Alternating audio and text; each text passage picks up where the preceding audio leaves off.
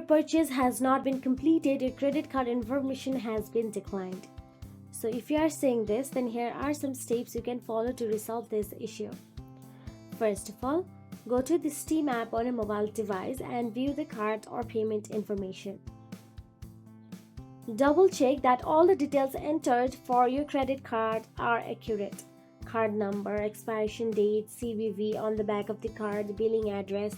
Make sure the billing address matches the one on file with your bank or card provider. Also, ensure that you have sufficient funds.